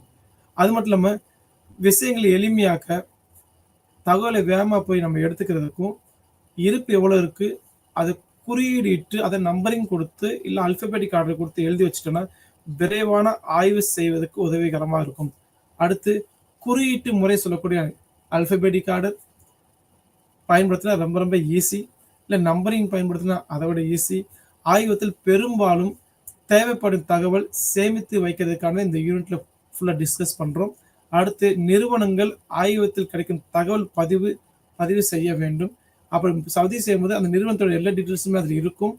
அந்த நிறுவனத்தோட எல்லா டீட்டெயில்ஸ் இருக்கும்னா நமக்கு தேவையான இன்ஸ்ட்ருமெண்ட் ஃபெசிலிட்டிஸ், ஏதாச்சும் உபகரணம், அதாவது அங்கே இருக்க சாஃப்ட்வேர்னாலும் சரி, சம் ஸ்மால் பார்ட்ஸ்னாலும் சரி, இதெல்லாம் உடனே தொடர்பு கொண்டு வாங்குறதுக்கு ரொம்ப எளிமையாக இருக்கும். ஃபைலிங் சிஸ்டம், எப்படி நம்ம ஃபைல் பண்ண போகிறோம், ஏன் அதை ஃபைல் பண்ண போகிறோம் பார்க்கணும். பெரிய அளவிலான பொருட்கள் குவிக்கிறது, நமக்கு இந்த கம்யூனிகேஷன் நிறைய டாக்குமெண்ட்ஸ் வருது, அந்த டாக்குமெண்ட்ஸை சிஸ்டமேட்டிக்காக பண்ணி வச்சாதான் நம்ம எளிதில் அதை டாக்குமெண்ட்டை நம்ம எடுத்து நம்ம ரெஃபர் பண்ண முடியும். அப்படி ரெஃபர் பண்ணுறதுக்கு தேவையான அடிப்படை மெத்தடாலஜி என்ன சொல்லி பார்க்கும்போது, கடிதம் மற்றும் தொடர்புடைய பொருட்கள், நம்ம என்ன கம்யூனிகேஷன் பண்ணுறோமோ அந்த கம்யூனிகேஷன் ஸ்டார்டிலிருந்து எண்டு வரை அந்த கம்யூனிகேஷன் வந்து டாக்குமெண்டேஷன் பண்ணணும். அடுத்து வந்து லிட்ரேச்சர் ரெஃபரன்ஸ், நம்ம என்ன வாங்குகிறோமோ அதோட டீட்டெயில்ஸ், அந்த லிட்ரேச்சர் ரெஃபரன்ஸ் எப்படி நம்ம கையால் போகிறோம், எதுக்கெல்லாம் அதை பயன்படுத்தலாம், இது எக்ஸ்போசிவ் இருக்கா இல்லை கவர்மெண்ட்டோட பேன் பண்ணப்பட்டிருக்கா, இந்த மாதிரி விஷயத்தில் நம்ம ரெஃபரன்ஸ் எடுத்து வச்சுக்கணும். அடுத்து அதை எல்லாத்தையும் வாங்கின பிறகு இது எல்லாம் ஒரு சிஸ்டமேட்டிக்காக இண்டெக்ஸ் போட்டு நம்ம என்ன செய்யணும், ஸ்டோரேஜ் பண்ணி வைக்கணும். அடுத்து உற்பத்தியாளர் பட்டியல், நம்ம என்ன வாங்கினாலும் அந்த அந்த கம்பெனியோட டிஸ்ட்ரிபியூட்டர் நம்ம கான்டாக்ட் பண்ணி வச்சுக்கணும். அவங்களுக்கு குறிப்புகள், அவங்களுடைய மெயில் இன்ஃபர்மேஷன், ஃபோன் நம்பர் எல்லாமே வாங்கி வச்சுட்டேன்னா நமக்கு தேவைப்படும் டயத்தில் உடனே இமிடியேட்டாக கான்டாக்ட் பண்ணி அந்த ப்ராப்ளத்தை சால்வ் பண்ண முடியும். That is call filing systems. Aim of filing system, ஏன் அதை நம்ம ஃபைல் பண்ணுறோம் பார்த்தீங்கன்னா மொத்தம் 3 விஷயம் இருக்குது. தெளிவாகவும் எளிதில் புரிந்து கொள்ளக்கூடியதாக இருக்கிறதுக்காண்ட ஃபைல் பண்ணுறோம். நிறைய கோப்புகள் இருந்தாலும் நமக்கு தேவையான கோப்புகள் தேவையான டயத்தில் நமக்கு கிடைக்கணும். அப்படின்னா தான் சக்ஸஸ்ஃபுல்லாக ஃபைல் பண்ணியிருக்க அர்த்தம். இல்லாட்டி நம்ம இன்னும் காலிலேருந்து தேடி சாயங்காலம் தேடிட்டோம்னா அது ஃபைல் பண்ணுறது பிரயோஜனமே கிடையாது. நம்ம டயத்தை விரயமாக்குறோம், தேவைப்பட்ட நேரத்தில் அது கிடைக்க போகிறதும் கிடையாது. அதனால தெளிவாக எளிதில் புரியக்கூடிய வகையில் ஃபைல் பண்ணணும். அடுத்து எளிதில் அணுகவும் முடியணும். டக்குன்னு அந்த ஃபோல்டரில் அந்த செல்ஃபில் இருக்குப்பா, டக்குன்னு எடுத்துடலாம். ஒரு 1000 கோப்புகள் இருக்கும்போது 1000 ஃபைல் சிஸ்டம் இருக்கும்போது இந்த நம்பரில் இந்த ஃபைல் ப்ரீசியஸாக சொன்னோம்னா அதை நம்ம எடுத்து ரெஃபர் பண்ணுறதுக்கு ரொம்ப ஈஸி, வேலையும் மிச்சம். அடுத்து அப்படி ஃபைல் பண்ணுற மெத்தட் வந்து நான் சொன்னேன், ஆல்ரெடி சொன்னேன், அல்ஃபபெட்டிக் ஆர்டர் இருக்கலாம், இல்லை நம்பர் படி இருக்கலாம். எது நமக்கு கன்வீனியன்ட் இருக்கோ அந்தந்த துறைக்கு ஏற்ற மாதிரியும் அந்த லெபரட்டரிக்கு ஏற்ற மாதிரி நம்ம மாற்றி அமைச்சுக்கொள்ளலாம். கோப்புகள், ஃபைல்ஸ் வகைப்பாடு, கிளாசிஃபிகேஷன் ஆஃப் ஃபைல்ஸ். இந்த கிளாசிஃபிகேஷன் ஃபைல் வந்து 2 மெத்தட் நான் ஆல்ரெடி உங்களுக்கு சொன்னதான். அகர வரிசை வகைப்பாடு அல்ஃபபெட்டிக் ஆர்டரில் பண்ணுறது. எண் வகைப்பாடு அல்ஃபபெட்டிக் ப்ளஸ் எண், A1 A2 A3 சொல்லி அந்த நேமில் ஆரம்பிக்கிற documentation or instrument or company name or chemical name. திரும்பி சொல்கிறேன், அந்த பேரில் ஏல ஆரம்பிக்கிற கம்பெனியாக இருக்கலாம், இல்லை அந்த ஏல ஆரம்பிக்கிற கெமிக்கல்ஸாக இருக்கலாம், ஏல ஆரம்பிக்கிற இன்ஸ்ட்ருமெண்ட், கிளாஸ்வேர்ஸ் எது இருந்தாலும் சரி நம்ம இதில் வந்து சிஸ்டமேட்டிக்காக அரேஞ்ச் பண்ணிக்கலாம். ஏன்னா ஃபார் எக்ஸாம்பிள் அசிட்டிக் கேட்குறாங்கன்னா ஃபைல் எடுத்துடலாம். யார் இல்லை இது கம்பெனி பேர் ஆச்சி, இந்த மாதிரி போரசில், இந்த மாதிரி கம்பெனி இருக்குது. இந்த மாதிரி கம்பெனியில் பி, போரசில்னா பி, இந்த பியிலேருந்து போரசில் கம்பெனியோட டீட்டெயில்ஸ் எல்லாமே நம்ம வந்து வச்சுக்கலாம். இல்லை சார் வந்து ஆச்சி scientific instrument centre or supplier போட்டிருந்தாங்கன்னா சொல்கிற ஆரம்பிக்கிறனால வந்து போடலாம். அந்த கம்பெனி கூட ஆர்டர் கொடுத்த டோட்டல்ஸ் எல்லாமே வரிசையாக வச்சுருந்தோன்னா நமக்கு ஈஸியாக என்ன சொல்லலாம், டக்குன்னு வந்து ஈஸியாக அந்த ஃபைலை ரெஃபர் பண்ணி அடுத்த ஆர்டர் கொடுக்கலாலும் சரி ரீஃபில் பண்ணுறதுக்கும் அது ஈஸியாக இருக்கும். அடுத்து அகர வரிசை, எண் வகைப்பாடு சொன்ன நம்பரிங் கொடுக்கறது. இதெல்லாம் சேர்ந்து எது பெஸ்ட்டு பார்க்கும்போது அகர அல்ஃபபெட்டிக் ஆர்டரில் இல்லை நம்பரிங் சிஸ்டமானா பொதுவாக நம்பரிங் சிஸ்டம் தான் ப்ரிஃபரன்ஸ் கொடுப்பாங்க. ஒரு சில இடத்துல, அதிகமான இடத்துல கூட என்ன செய்யணும்னா அல்ஃபபெட்டிக் ஆர்டரும் ப்ளஸ் எண் வகையும் சேர்ந்து யூஸ் பண்ணுறாங்க. அது நம்மளுடைய டாக்குமெண்டேஷன் ஸ்டைலை பொறுத்தவரைக்கும் நமக்கு எது தோதுவாக இருக்கோ அதை நீ பயன்படுத்தலாம். அடுத்து ஆவணங்கள் தாக்கல் செய்யப்பட்ட தேதி, கடிதத்தின் பரிமாற்றம் நடக்கும்போது ஒரு வரிசையாக வரைக்கலாம். பொதுவாக வந்து எந்தெந்த டாக்குமெண்ட் நம்ம ஆஃபீஸ்லேயே பார்த்தீங்கன்னா அன்னைக்கு தேதிக்கு என்னென்ன வரவு செலவு நடந்தது அது கண்டிப்பாக டேட் அடிப்படையில் ஒரு சில வச்சுருப்பாங்க. அதையும் நீங்கள் ஃபாலோ பண்ணாலும் நீங்கள் தான் ஃபாலோ பண்ணலாம். ப்ளஸ் வந்து பொருள் வாரியாக வகைப்படுத்துறது. பொருள்னா என்ன பொருள், நம்ம சப்ஜெக்ட் தான் நம்மளோட பொருள். இயற்பியலாக இருக்கலாம், வேதியியலாக இருக்கலாம், பாட்டனி ஆர் ஜுவாலஜியாக இருக்கலாம். இப்போ கெமிஸ்ட்ரி எடுத்துட்டோம்னா கெமிஸ்ட்ரி ஃபைல் இருக்கும். கெமிஸ்ட்ரி கீழே பார்த்தீங்கன்னா 3 டைப் இருக்கும். ஒன்று physical chemistry, organic chemistry, inorganic chemistry. இப்போ அதுலேயே சப்டிவிஷன் வந்துருச்சுங்களா, அதுக்குரிய புக் லிஸ்ட்டு, கெமிக்கல் லிஸ்ட் எல்லாமே போக போக ஒவ்வொரு சப்டிவிஷன் மாறிக்கிட்டே இருக்கும். ஸோ ஆரம்பிச்சது கெமிஸ்ட்ரி, அதுக்கு கீழே 3 டிவிஷன்ஸ், 3 டிவிஷன் கீழே ஒவ்வொன்றா நம்ம ஸ்ப்ளிட் பண்ணி போக போக நம்ம ப்ரீசியஸாக அக்யூரேட்டாக டைம் மேனேஜ்மெண்ட்டில் ஈஸியாக அந்த டாக்குமெண்ட்டை எடுத்துடலாம். அதுமாதிரி பாட்டனி ஆயிடுச்சுன்னா பாட்டிலில் 2 வகை இருக்குது. உயர் தாவரங்கள் அண்டு தாவரத்தில் 2 வகை இருக்குது. உயர் வகை தாவரங்கள், அடுத்து கீழ் வகை தாவரங்கள். இந்த 2ஐயும் டாக்குமெண்டேஷன் பண்ணி புக்கில் நிறைய பண்ணுறாங்க. ஸோ பாட்டனி கீழே இந்த மாதிரி கிளாஸிஃபிகேஷன் வரும். ஸோ ஒவ்வொரு சப்ஜெக்ட்டுக்கும் ஒவ்வொரு சப்டிவிஷனோட நிறைய ஃபைல்ஸ் போட்டிங்கன்னா நம்ம என்ன சொல்லலாம், தாராளமாக அசஸ் பண்ணலாம். ஃபைலிங் மெத்தட்ஸ், நம்ம அதிகமாக பயன்படுத்துகிற ஃபைலிங் மெத்தட்ஸ் வந்து 2 மெத்தட் தான். ஒன்று கிடைமட்டமான தாக்கல், இன்னொன்று செங்குத்தாக தாக்கல். இந்த படத்தை பார்த்தா தெரியும், ரைட் சைடு இருக்கிறது எல்லாமே ஃபைல்ஸ் எல்லாமே ஓப்பன் பண்ணி வச்சு ஒரு ஃபைல்ஸ் மேலே இன்னொரு ஃபைல்ஸ் சாண்ட்விச் மாதிரி என்ன செய்யணும், வரிசையாக ஆகிட்டே போகணும். ஒரு 10 சப்பாத்தி இருந்தால் சப்பாத்தி மேலே அடிக்கிற மாதிரி ஒவ்வொரு ஃபைல்ஸையும் அந்த ஃபைல்ஸ் வந்து டேட்ஸ் அடிப்படை அனுப்புவாங்க. அடுக்கும்போது பார்த்தீங்கன்னா பழைய டேட்டா இருக்கிறதெல்லாம் கீழே வந்துடும். இப்போ ஃப்ரெஷ்ஷான டேட் என்ன இருக்கோ தற்சமயம் பயன்படுத்துகிற டேட் கூட மேலே வந்துடும். அதுக்கேற்ற மாதிரி என்ன செய்யலாம், நம்ம வந்து ஈஸியாக ஃபைலை அசஸ் பண்ண முடியும். இல்லாட்டி வெர்டிகல் செங்குத்தாக ஃபைல்களை அடுக்கி வைக்கலாம். நீங்கள் செல்ஃபை பார்க்கணும்னா ட்ராயர் மாதிரி இருக்கும். ட்ராயரில் அப்படியே வரிசையாக வச்சுருப்பாங்க. நிறைய போலீஸ் ஸ்டேஷனில், கிரைம் சென்ஸில், ஆஃபீஸில், சின்ன இடத்துல நிறையா ஃபைல்ஸ் வெர்டிகலாக அடுக்கி வச்சுருப்பாங்க. நம்ம டைம் ஈஸியாக பற்றும். நமக்கு வந்து ஈஸியாக வந்து அதை அசஸ் பண்ண முடியும். அதுவும் பார்த்தீங்கன்னா டேட் அடிப்படையோ இல்லை ஒரு மெத்தடாலஜி அடிப்படையோ என்ன செய்யலாம், அதை பயன்படுத்தலாம். அடுத்து உபகரணங்கள் மற்றும் ரசாயனுக்கான கோப்பு முறை. உபகரணங்கள் சொன்ன இன்ஸ்ட்ருமெண்ட், ரசாயனங்கள்னா வேதியியல் பொருட்கள், அது கிளாஸ்வேர்ஸாக இருந்தாலும் சரி, கெமிக்கல்ஸாக இருந்தாலும் சரி.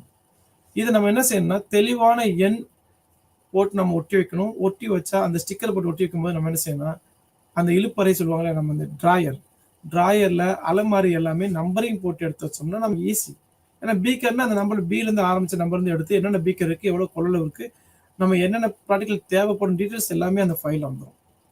ஸோ ஒன்ஸ் நீ டாக்குமெண்டேஷன் ப்ராப்பராக பண்ணுறீங்கன்னா, ஃபைலிங் மெத்தட் ப்ராப்பராக பண்ணுறீங்கன்னா, அடுத்த ஜென்ரேஷனுக்கு நீங்கள் பெரிய ரோடு போட்டு தந்துட்டீங்க, அவங்க ஈஸியாக ட்ராவல் பண்ண வேண்டியதான். ஸோ ரோடு போடுறது தான் கஷ்டம். நீங்கள் ஃபைலிங் வந்து மெத்தட் கரெக்டாக பண்ணுறீங்கன்னா, ரெக்கார்ட் பண்ணி சரியாக பண்ணுறீங்கன்னா, அடுத்த ஒரு தலைமுறைகள் உங்களை பார்த்து அப்படியே கொஞ்சம் டெவலப் பண்ணி போயிட்டே இருப்பாங்க. அடுத்த கண்ணாடி பொருட்கள், மிக சிறிய கருவிகள், லேப் டு லேப் மூவ் பண்ணுறோம் வச்சுக்கோங்களேன்.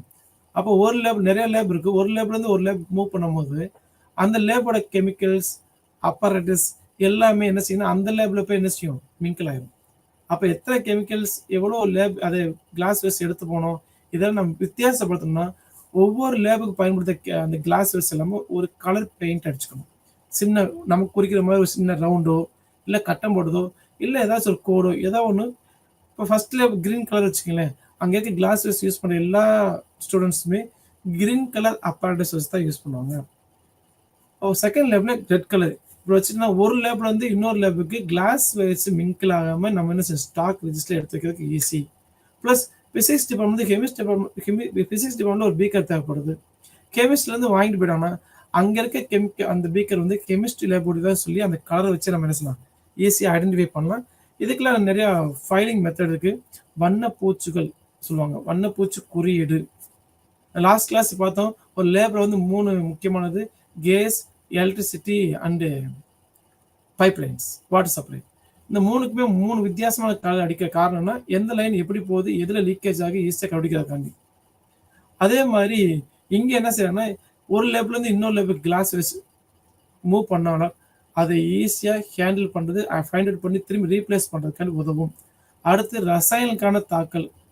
ரசாயனம் எப்படி ஃபைல் பண்ண, கெமிக்கல்ஸ்லாம் வேதிப்பொருட்கள் எப்படிலாம் ஃபைலிங் பண்ணாங்கன்னா நல்லா கவனிங்க. எந்த ரசாயனங்கள் பயன்பாட்டில் உள்ளன, எங்கே பயன்படுத்தப்படுகின்றன, எங்கே வைத்திருந்தார்கள், இது முக்கியம்.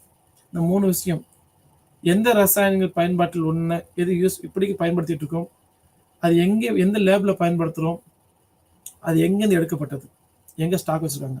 ஸோ ஸ்டாக் வச்சது எங்கே தெரியணும், எந்த லேபுக்கு பயன்படுத்துன்னு தெரியணும், எவ்வளோ பயன்படுத்துன்னு தெரியணும்.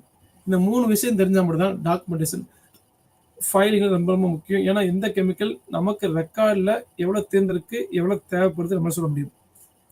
இது நிரந்தரமான லேபிளில் நம்ம என்ன செய்யணும், ஸ்டிக்கர் மாதிரி ஒட்டி வச்சுக்கணும். ஒரு சில இதெல்லாம் மாற போகிறது இல்லை. அதில் ஸ்டிக்கர் மாதிரி ஒட்டி வச்சிட்டோன்னா அந்த பாட்டில் திரும்பி ரீஃபில் பண்ணி யூஸ் பண்ணும்போது நமக்கு பிரச்சனையாக இருக்காது, அழியவும் செய்யாது. அடுத்து அச்சிடப்பட்ட மற்றும் எழுதப்பட்ட பொருட்கள் தாக்கல். பொதுவாக வந்து ஃபைலிங் மெத்தடு வந்து 2 வகைப்படும். ஒன்று ஹேண்ட் ரைட்டிங் பண்ணுவாங்க, இல்லாட்டி பிரிண்ட் அவுட் எடுத்து வைப்பாங்க. எது நமக்கு வந்து ஈஸியோ அதை நீ பயன்படுத்திக்கலாம். அதே மாதிரி ஆவணங்கள் தாக்கல் செய்யக்கூடியது பல்வேறு தலைப்புகளில் பல்வேறு இடங்களில் நம்ம ஸ்டோரேஜ் பண்ணி வைக்கும்போது அதோட டீட்டெயில்ஸ், அந்த குறியீடு நம்பரோ அல்பபெட்டிக் ஆர்டரோ ஃபர்ஸ்ட் இதில் ஒரு ரேக்கில் ஒரு 10 ரேக் இருக்குது. ஃபர்ஸ்ட் ரேக்கில் ஒரு 30-40 ரேக், 10 செல்ஃப் இருக்குது, 10 ரேக் இருக்குது. அந்த ரேக்குரிய அந்த காமன் லிஸ்ட் என்ன செய்யணும், அங்கே தொங்க விட்டுருவோம். எப்படி ஒரு ஃப்ரிட்ஜில் என்னென்ன பொருள் இருக்குது, என்னென்ன வெஜிடபிள்ஸ் இருக்குது, எவ்வளோ இருக்குது சொல்லி வீட்டில் நம்ம வந்து சேமிச்சு வைக்கிறோமோ, ஸ்டாக் லிஸ்ட் எடுக்கிறோமோ, அதே மாதிரி அந்தந்த ரேக்கில் லிஸ்ட்டை ஒட்டி வச்சிட்டோம்னா என்னென்ன கெமிக்கல் இருக்குது, எவ்வளோ இருக்குது, இதை மட்டும் நம்ம மெயின்டைன் பண்ணிட்டு வந்து பார்த்துன்னு என்ன செய்யலாம், உள்ளே போகிறோம், செல்ஃபை பார்க்குறோம், என்னென்ன கெமிக்கல்ஸ் எந்த ரேக்கில் இருக்குது பார்க்க போகிறோம். அதை ஆல்ஃபபெட்டிக் ஆர்டர் நம்ம செக் பண்ணி எடுக்க போகிறோம். எதுனா ஈஸியாக நம்ம கையாள முடியும், நேர காலதாமதம் இல்லாமல் பண்ண முடியும், நேர விரயம் வந்து கட்டுப்படும், நம்ம ஈஸியாக என்ன செய்ய எக்ஸ்பெரிமெண்ட் ரன் பண்ணலாம், நம்ம மனதளவுலையும் தொழில் அளவுலையும் ரொம்ப சந்தோஷமாக பண்ண முடியும். அடுத்து பெட்டிகள், கோப்பறைகள், கோப்புகள் வகைகள். ஸோ என்னென்ன பெட்டியில் வைக்க போகிறோம், அது வெர்டிக்கலில் வைக்க போகிறோமா, இல்லை ஹரிசாண்டலில் வைக்க போகிறோமா, எந்த ரேக்கில் வைக்க போகிறோம், இல்லை ஒரு சில நம்ம சாதாரண வந்து நமக்கு தேவை ஃபைலிங் தான், அது வந்து இந்த மாதிரி ரேக்கில் வைக்கணும் கூட அவசியம் இல்லை.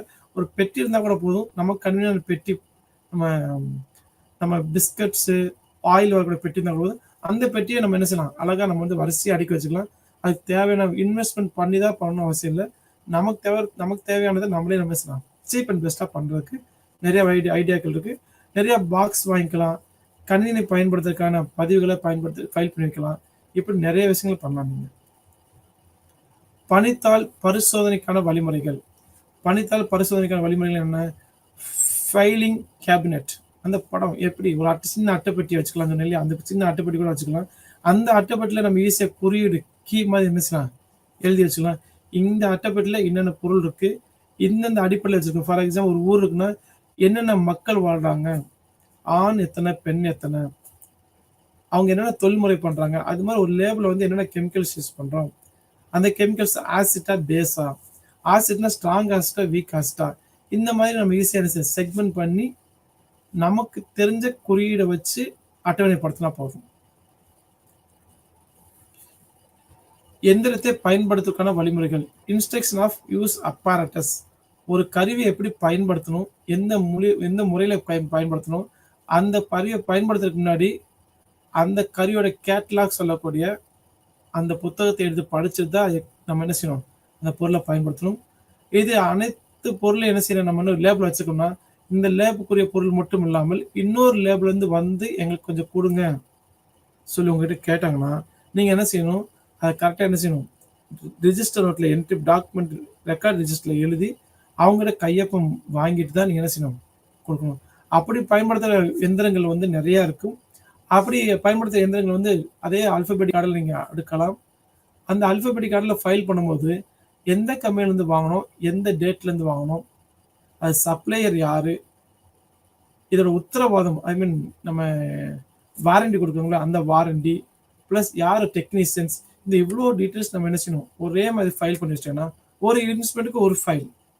அந்த ஃபைலில் வந்து டாக்குமெண்ட்ஸ் என்ன எப்போ வாங்கணும், எவ்வளோ ப்ரைஸ் கொடுத்து வாங்கியிருக்கோம், எப்போ வாரண்டி இருக்குது, டெக்னீஷியன் யார், சப்ளையர் யார், வரிசையாக அடிக்க வச்சிட்டிங்கன்னா நம்ம தேவையான இன்ஃபர்மேஷன் உடனே கலெக்ட் பண்ணி அந்த ஒப்பந்தங்களை புதுப்பிக்கலாம். இல்லாட்டா அந்த இன்ஸ்ட்ருமெண்ட் ஃபால்ட் ஆகிடுச்சுன்னா அது சரி செய்யறதுக்கு உடனே தகவல் தெரிவிக்கலாம். இது ஒரு வகையானது. கடித பரிமாற்றம். கடித பரிமாற்றம்னு சொல்றது வந்து இப்போ ரீசனாக தொலைபேசி தொலைபேசி சொல்றதுக்கு ஃபோன் கால், மொபைல் ஃபோன் மற்றும் கணினி பரவலாக பயன்படுத்தப்படுகிறது. இதில் மாற்றுக்கருத்து கிடையாது. இப்போ எல்லாம் ஒரு மெசேஜ் கொடுத்துட்டா போகும். ஆனால் கையால் எழுதப்பட்ட கடிதங்கள், இந்த பிரிண்ட் எடுத்து அது சைன் போட்டு அனுப்புறதுலாம் இந்த காலத்துக்கு ரொம்ப ரொம்ப இன்னும் இருக்கதான் செய்யுது. இது அதிகப்படியாக இருக்குது செய்யுது. ஏன்னா நமக்கு ஒரு எவிடன்ஸ் வேணும்னா எலக்ட்ரானிக் டிவைஸ் எப்போ வேணால் நினைச்சிக்கணும், நம்ம வந்து நம்மளை மானிட்டர் பண்ண முடியாத அளவுக்கு அழிஞ்சு போகலாம், ஏதோ ஒரு பிரச்சனை வந்துடலாம். ஆனால் ஒன்ஸ் பிரிண்ட் எடுத்து சைன் போட்டு நீங்கள் அனுப்புகிற டாக்குமெண்ட்ஸ் எல்லாமே, கடிதங்கள் அமைக்கப்படுற எல்லாமே குறைஞ்சது நமக்கு எப்பயுமே சப்போர்ட் பண்ணிட்டு தான் இருக்கும். காலத்தில் அழியாத மாதிரி எந்த வருஷம் எடுத்து பார்த்தாலும் நமக்கு வந்து இந்த வருஷம் இது வாங்கியிருக்காங்க, இதை இப்படி ஃபாலோ பண்ணியிருக்காங்க, அதுக்கு அடிப்படை உத்வேகத்தை நமக்கு சப்போர்ட்டும் அடுத்த வரக்கூடிய தலைமுறைக்கு கொடுக்கணும்னா கண்டிப்பாக கடித பரிமாற்றத்தை நம்ம டாக்குமெண்டேஷன் பண்ணி தான் ஆகணும். எலக்ட்ரானிக் டிவைஸோட மெசேஜ் கம்யூனிகேஷன்ஸ் எல்லாமே ஃபாஸ்ட்டாகவும் இருக்கும், ப்ரீசியஸாக இருக்கும், மாற்று கருத்து கிடையாது. ஆனால் கடிதங்கள் எல்லாமே நம்ம டாக்குமெண்டேஷனுக்கு உதவும். உள்வரும் கடிதங்கள் நமக்கு என்ன கடிதம் வருது, அதை எப்படி நம்ம ஆன்சர் ரிப்ளை பண்ணுறோம், வெளி செல்லும் கடிதங்கள், இது எல்லாமே அகர வரிசை மூலமாக இல்லை அகர ஆல்ஃபபெட்டிக் ஆர்டரில் அடுக்கலாம். இல்லாட்டி அந்த லெட்டருக்குரிய டேட், முகவரி, இதெல்லாம் என்ன செய்யணும், நம்ம வந்து ஒரு டேபிள் காலம் போட்டு எழுதி வச்சிட்டோங்கன்னா ஈஸி, நம்ம எப்போ வேணால் ரெஃபர் பண்ணிக்கலாம். இதை சுருக்கமாக வைத்திருப்பதற்கு ரொம்ப ஈஸி. ஒரு டேபிள் காலம் உங்களுக்கு போட்டிருக்கோம் பாருங்களேன், சீரியல் நம்பர் ஃபஸ்ட்டு காலம், அடுத்து டேட்டு, அப்புறம் யார் அனுப்புனாங்க, என்ன சப்ஜெக்ட், இது மாதிரி பாக்ஸ் போட்டு வச்சுட்டிங்கன்னா அந்த ஃபைலுக்கு முன்னாடி காப்பியில் ஒட்டி வச்சுட்டா போதும். இதை ரீட் பண்ணி நம்ம என்ன செய்யலாம், அழகாக பண்ணிடலாம். ஃபார் எக்ஸாம்பிள் சீரியல் நம்பர் போட்டாச்சு, அடுத்த டேட்டு 11/11/2021. சென்டர் யார் அனுப்பியிருக்காங்க, ஹரி ஓம் பண்ணியிருக்காங்க. எதுக்கு, கொட்டேஷன் ஃபார் எலக்ட்ரானிக் பேலன்ஸ். ஒரு எலக்ட்ரானிக் பேலன்ஸ் எவ்வளோ, அதில் கொட்டேஷன் அனுப்புங்க சொல்லி நம்ம என்ன செய்யணும், கடிதம் அனுப்பியிருக்கோம். தெளிவாக ஒரே 4 கட்டத்தில் என்ன செய்றாங்க, கொடுத்துட்டாங்க. அடுத்த டேட்டு 14/11/2021. ஜெயின் அண்ட் கம்பெனி என்ன கொடுத்துங்க, will send replacement of prism. நம்ம என்ன செய்யணும், பிரிசத்தை மாற்றி அனுப்பியிருக்காங்க. இதில் வந்து ஒவ்வொரு இந்த லிஸ்ட்டை வச்சு நம்ம என்ன செய்யலாம், ஈஸியாக வந்து index of filing of incoming correspondence, நம்ம வரக்கூடிய லெட்டரை வந்து இப்படி பாகுபடுத்தி நம்ம வந்து ஈஸியாக அட்டவணை போட்டு வச்சுக்கலாம். நம்மளுடைய ஞாபகத்துக்காண்டி, நம்மளுடைய சப்போர்ட்டிங் டேட்டாக்காண்டி. ஆர்டர்ஸ் வந்த லெட்டர் வந்துருச்சு, நமக்கு அதுக்கு ரிப்ளை பண்ணி ஆர்டர் பண்ணணும் இல்லையா. உங்கள் ஆய்வதற்கான பொருள் அல்லது உபகரணங்கள் ஆர்டர் செய்வதில் நீங்க இருந்தீங்கன்னா கண்டிப்பா அதையும் நீங்க என்ன செய்யணும், காலம் தாமதிக்காம இது டாக்குமெண்டேஷன் பண்ணி வைக்கணும். சாத்தியமான ஆர்டர்களை தேர்ந்தெடுக்கணும். சாத்தியமான ஒரு 4 கம்பெனி தராங்க, எந்த கம்பெனியில் லோயஸ்ட் கொட்டேஷன் பண்ணியிருக்காங்க, அதே ஸ்டாண்டர்ட் அதே குவாலிட்டி பட் லோயஸ்ட் ப்ரைஸை கோட் பண்ணால் நீங்கள் என்ன செய்யணும், அது சாத்தியமான கம்பெனிக்கு ஆர்டர் கொடுக்கணும். அப்படி அனுப்பப்பட கோப்புகள் எல்லாமே நம்ம என்ன செய்யணும், காப்பி பண்ணி எழுதி வச்சுக்கணும். எந்த டேட், எப்போ டெலிவரி பண்ணாங்க, எவ்வளோ காஸ்ட் இருக்குது, எவ்வளோ வாரண்டி இருக்குது, எல்லாமே டாக்குமெண்டேஷன் பண்ணி வைக்கணும். சம்டைம்ஸ் அவங்க கொடுத்த ஒரிஜினல் காப்பி தொலைந்து போச்சுன்னா இந்த ஆர்டர் நம்ம டேபிள் கால் எழுதி வச்சுக்கலையா, அந்த ஆர்டரை வச்சு நம்ம என்ன செய்யலாம், ஈஸியாக ரெஃபரன்ஸாக எடுத்துக்கொள்ளலாம். ரெக்வஸ்ட் ஃபார் எக்யூப்மெண்ட்ஸ், உபகரணங்களுக்கான கோரிக்கை. நம்ம கல்லூரிலையோ பள்ளியிலையோ நிறைய டிபார்ட்மெண்ட் இருக்குது. எல்லா டிபார்ட்மெண்ட்டுக்கும் எல்லா எக்யூப்மெண்ட்ஸ் இருக்குன்னு நம்மளால சொல்ல முடியாது. அதனால ஒரு டிபார்ட்மெண்ட்ல இல்லாத எக்யூப்மெண்ட்ஸ், தேவைப்படுற கெமிக்கல்ஸ், டிஸ்டில் வாட்டர், டிஐஎன்எஸ் வாட்டர் எதுவானாலும் சரி, அது கொஞ்சமோ நிறையவோ இருந்தாலும் சரி, இன்னொரு டிபார்ட்மெண்ட் வந்து வாங்குறாங்கன்னா கண்டிப்பாக நீங்கள் என்ன செய்யணும், இந்த கெமிக்கல் இவ்வளோ கொடுத்துருக்கோம், இந்த நபர்கிட்ட கொடுத்துருக்கோம், இந்த டேட்டில் கொடுத்துருக்கோம், இந்த நேரத்தில் கொடுத்துருக்கோம் சொல்லி அந்த டீட்டெயில்ஸ் இருக்கும் அந்த அட்டவணையில். அப்படி இருந்தால் தான் அந்த பொருள் திரும்பி கொடுக்கும்போது எவ்வளோ எடுத்திருக்காங்க, மீதி எவ்வளோ குவான்டிட்டி இருக்குது, எப்போ ரிட்டர்ன் பண்ணியிருக்காங்க சொல்லி நம்ம உறுதிப்படுத்த முடியும். இல்லாட்டி நம்ம நிறையா கொடுத்து வாங்கும்போது நம்ம மறக்கக்கூடிய வாய்ப்பு நிறையா இருக்குது. ஸோ செயல்பாடு பரிசோதனைகள், அதாவது இந்த செயல்பாட்டின் முதல் கட்டமாக யாரோ உங்களிடம் பொருட்களை கேட்பது, அதே ஃபோன் கால்லேயே கேட்கலாம், மெசேஜ் பண்ணி கேட்கலாம், நேராக பார்த்து பேசலாம். இப்போ நேராக பார்த்தா ஃபோன் காலை கேட்கும்போது உடனே நம்ம தந்துடக்கூடாது. அப்படி தரும்பொழுது நம்மளுடைய ரெக்கார்ட் ரெஜிஸ்டரில் போய் எழுதி அவங்கள்ட்ட சைன் வாங்கி தான் நீங்கள் அனுப்பணும். இதே மாதிரி வருடம் ஏதாச்சும் ஒரே நபர் வந்து வெவ்வேறு பொருளை கேட்டிருப்பாங்க, வெவ்வேறு நபர் ஒரே பொருளை கேட்கலாம். இருந்தாலும் இந்த டாக்குமெண்டேஷன் சொல்றது வந்து எந்த நபர்கிட்ட எப்போ கொடுத்தோம், அது ரிட்டர்ன் ஆயிடுச்சா இல்லையா சொல்லி நமக்கு வந்து என்ன செய்யணும், லாங் லைஃபுக்கு நான் சப்போர்ட் பண்ணும். 1 மாதம் ஞாபகம் இருக்கும், 2ஆவது மாதம் மறந்து போயிடும். ஸோ அதெல்லாம் நம்ம வந்து மறந்து போகிறதுக்காண்டி, மறந்து போய் கைவிடப்படக்கூடாது சொல்லிக்காண்டி நம்ம என்ன செய்யலாம், ஒரு பாக்ஸ் போட்டு எழுதி வச்சுட்டா எப்பயுமே வந்து மறக்காம ரீமைண்டர் பண்ணி பண்ணி பண்ணி நம்ம என்ன செய்யலாம், அந்த பொருளை வாங்கி வச்சுக்கலாம். நீங்கள் இதுவரை நிறைவேற்றாத கோரிக்கைகள் அடங்கிய கோப்புகள் உங்களிடம் இருக்க வேண்டும். அதை கொடுத்த கோப்புகள் எல்லாமே வந்து அந்த கெமிக்கல்ஸ் எல்லாமே வந்து அப்பார்டஸ் எல்லாமே வந்து ரிட்டர்ன் ஆகாத லிஸ்ட் எடுத்து அதை தலைமை ஹெட் ஆஃப் தி டிபார்ட்மெண்ட் அந்த இதில் கொடுத்து அவங்க மூலயமா அப்ரோச் பண்ணி அந்த கெமிக்கல் அந்த அப்பார்டஸை திரும்பி அந்த டிபார்ட்மெண்ட்டுக்கே வாங்கி வரதுக்கான எல்லா ஏற்பாடுகளும் பண்ணணும். ஸ்பெஷல் ஃபைல்ஸ் சொல்லுவாங்க. ஸ்பெஷல் ஃபைல்ஸ் சொன்னாவே வந்து அது முக்கியத்துவம் ரொம்ப ரொம்ப ஜாஸ்தி. ஏன்னா இது வந்து ஆபத்துக்குரிய சம்மந்தப்பட்டதாக கூட இருக்கலாம். ஃபார் எக்ஸாம்பிள் ஃபயர் நடந்துருச்சு, இல்லை எக்ஸ்ப்ளோசிவ் நடந்துருச்சு, இந்த மாதிரி மற்றும் பொருட்களின் ஆதாரங்கள் பாருங்க. ஒரு கெமிஸ்ட் ரசாயனம் முக்கியம், லெபார்டரி முக்கியம், கண்ணாடி பொருட்கள் முக்கியம். இதை யார் தயாரிக்காங்க, அது எப்படி கையாளணும் சொல்லி நமக்கு வந்து தெரிஞ்சுக்கணும். அடுத்து உயர் மற்றும் கீழ் தாவரங்கள் பாட்னி பற்றி நீ தெரிஞ்சுக்கணும். இதெல்லாம் தெரிஞ்சுக்கணும்னா இது தெரியாத பட்சத்தில் நம்ம செய்யணும்னா ஒரு டெக்னீஷியன், தொழில்நுட்ப வல்லுநர் கோப்பில் சொத்து பதிவேடு, அதாவது தொழில்நுட்ப வல்லுநரோட நம்ம டைப் பண்ணி அவங்க புரிந்துணர்வு ஒப்பந்தம் மாதிரி போட்டு அவங்களோட டெக்னீஷியன் வந்து நமக்கு எக்ஸ்பிளைன் பண்ணி புரிய வச்சுட்டு போயிட்டா பரவாயில்ல. இதுக்கான அந்த ப்ராசஸ் எல்லாமே டெக்னீஷியன் ஃபைலில் இருக்கும். ப்ளஸ் வந்து எல்லாமே டாக்குமெண்ட் பண்ணி வச்சாலுமே அந்த டாக்குமெண்டேஷன் அத்தாரிட்டி யாருன்னா தணிக்கை இந்த ஆடிட்டிங் பண்ணுவாங்க. அந்த ஆடிட்டிங் பண்ணும்போது வந்து நமக்கு தெரியும் ஆடிட்டிங் பண்ணி முடிச்ச பிறகு எவ்வளோ கிளாஸ் வேஸ், எவ்வளோ கெமிக்கல்ஸ், எல்லா மைக்ரோஸ்கோப், எவ்வளோ இன்ஸ்ட்ருமெண்ட் எல்லாமே ஒர்க்கிங் கண்டிஷன்ல இருக்கு. அதோட நிலைமை என்ன சொல்லி எல்லாமே என்ன செய்யும் ஆடிட்டிங் பண்ணி வைக்கிறது எப்பனாலும் சரி நமக்கு அது உதவிகரமா இருக்கும். ரெக்கார்ட்ஸ் மிக முக்கியமானது.